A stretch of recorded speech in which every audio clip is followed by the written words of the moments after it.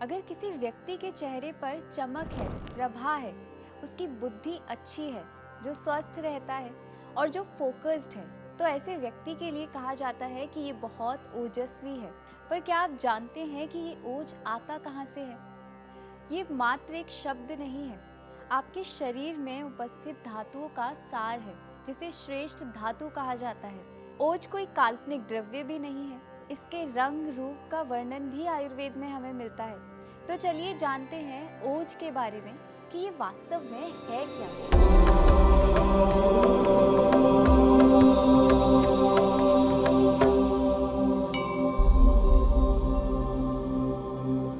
हरिओम, सात्विक जीवन में आपका स्वागत है। मैं डॉक्टर नेहल शर्मा, सात्विक जीवन के इस पथ पर आपकी सारथी। आयुर्वेद के अनुसार ओज का रंग घी के जैसा होता है, स्वाद शहद के जैसा और गंध तले हुए धान के जैसी होती है। आयुर्वेद के अनुसार ओज को बनने में लगभग 30 से 48 दिन का समय लगता है। ये आपके द्वारा खाए जाने वाले भोजन से अंतिम बेहतरीन परिष्कृत उत्पाद है, यानी एसेंस ऑफ न्यूट्रिशन। ओज शरीर में बनने वाली पहली चीज है।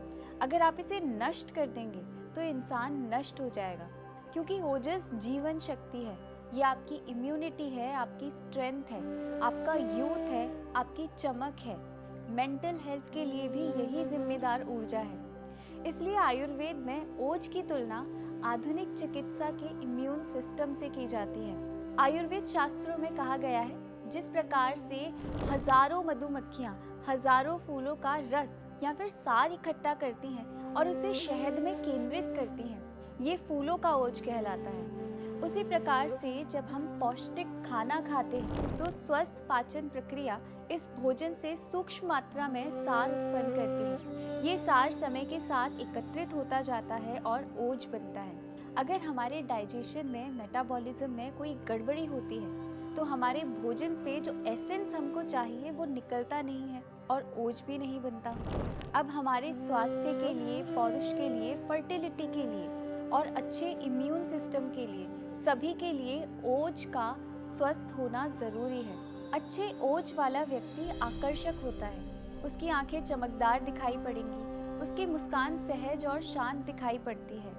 अच्छे ओज वाले व्यक्तियों का मानसिक स्वास्थ्य भी अच्छा होता है। उनमें करुणा, प्रेम, शांति और क्रिएटिविटी होती है। क्रोध, भय, चिंता, दुख, प्रदूषण, अधिक काम और अस्वास्थ्यकर भोजन से ये ओज कम होता है। इस ओज को हमारी संहिताओं में 2 प्रकार का बताया गया है। पहला है पर ओज। ये 8 बूंदों की मात्रा में होता है, हृदय में रहता है और स्थिर रहता है और जीवन के अस्तित्व के लिए अत्यंत महत्वपूर्ण है। दूसरा है अपर ओज। इसकी मात्रा लगभग 1 मुट्ठी के बराबर होती है, यानी 10 से 15 ml की। ये एक गतिशील द्रव्य है जो पूरे शरीर में घूमता है। अब प्रश्न ये है कि हमें ओज की आवश्यकता क्यों है और ये शरीर में नहीं बनेगा तो क्या होगा? तो देखिए, जब किसी व्यक्ति को कोई बीमारी नई डायग्नोस होती है तो एक ही दवा के लिए तुलनात्मक रूप से देखें तो जिस व्यक्ति का ओज अच्छा है उसे बेहतर और जल्दी रिजल्ट मिलेंगे, कम ओज वाले व्यक्ति की तुलना में। अच्छे ओज वाले व्यक्ति को सर्दी, खांसी, बुखार होने की संभावना, बार बार बीमार होने की संभावना कम होगी या फिर और कोई इन्फेक्शन होने की संभावना कम होती है। और जिनका ओज अच्छा है उनमें diabetes, high cholesterol, hypertension, auto immune disorders और इंसोम्निया का खतरा भी कम होता है। हमारे 5000 वर्ष पुराने प्राचीन आयुर्वेद ग्रंथ में बताया है कि रोग ओज की कमी के कारण हमारे इम्यून सिस्टम के खराब होने से उत्पन्न होते हैं।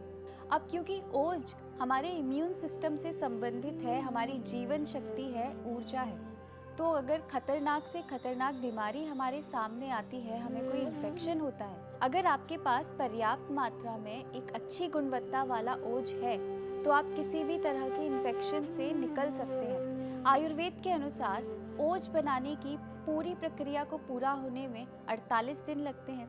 इस दौरान भोजन से पोषक तत्वों का उपयोग शरीर के 7 धातुओं के निर्माण के लिए भी किया जाता है और ओज 7वीं धातु का अंतिम उत्पाद है। एक स्ट्रॉन्ग इम्यून सिस्टम के लिए हमें एक बैलेंस्ड ओज की ज़रूरत हमारे शरीर में होती है। और ओज का कफ दोष से भी गहरा संबंध है, क्योंकि प्राकृतिक कफ को ही शरीर का बल कहा गया है। कफ के बढ़ने से ओज खराब हो सकता है, कफ के दूषित होने से ओज कम होता है। ओज के अपर्याप्त होने से कफ से संबंधित बीमारियां भी होती हैं, जैसे मधुमेह होगा, हड्डियों और जोड़ों में ढीलापन आ जाएगा और अंगों का सुन्न होना यानी नम्बनेस होना, इस तरह की समस्या आती है। शरीर में भारीपन रहेगा, अधिक नींद आएगी। ओज की कमी से वात संबंधित विकार भी हो जाते हैं, जैसे बिना कारण ही डर लगना, कमजोरी होना, इंद्रियों में दुर्बलता आना यानी ठीक से सुनाई नहीं देना, दृष्टि का कमजोर होना और बहुत अधिक थकान रहना, इतनी कि आपको बेहोशी तक उत्पन्न हो सकती है। त्वचा पर चमक की कमी का होना, आभा की कमी का होना और असामान्य रूप से वजन का गिरना, कमजोरी आना, इंद्रियों में विकार आना, आपका इम्यूनिटी सिस्टम धीरे धीरे कमजोर होता जाता है। अगर आपको भी इस प्रकार के लक्षण अपने भीतर दिखाई पड़ते हैं तो आपको ज़रूरत है ओज को बढ़ाने की और ओज कम होने वाले कारणों से बचने की। अब ये ओज कैसे कम हो जाता है और कैसे इसे बढ़ाया जा सकता है, इसके लिए हमारा ओज पर बनाया हुआ आप दूसरा वीडियो ज़रूर देखिए। अगर आपको हमारा वीडियो पसंद आया हो तो इसे लाइक और शेयर करें, और अगर आपके पास कोई और सवाल या सुझाव हो तो हमें कमेंट करके ज़रूर बताइए। धन्यवाद। मिलते हैं हमारी अगली वीडियो में। हरि ओम तत्सत।